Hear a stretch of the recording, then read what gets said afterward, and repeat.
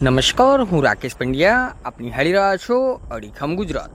મહીસાગર જિલ્લામાં થોડા દિવસના વિરામ બાદ ફરી એકવાર મેઘરાજાની એન્ટ્રી થઈ છે. કડાણા તાલુકાના ગુજરાત રાજ્ય સરહદી વિસ્તારોમાં સાંજના સમયે વાતાવરણમાં અચાનક પલટો આવ્યો હતો, જેના પગલે અનેક ગામોમાં ધીમી ધારે વરસાદ શરૂ થયો છે. કડાણા તાલુકાના દીટવાસ, ગોધર ઉત્તર, સરસવા, બચકરિયા અને દીવડા સહિતના ગામોમાં ધીમી ધારે વરસાદ વરસ્યો હતો.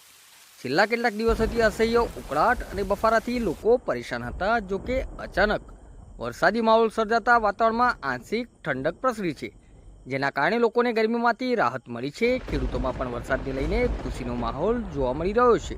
નમસ્કાર.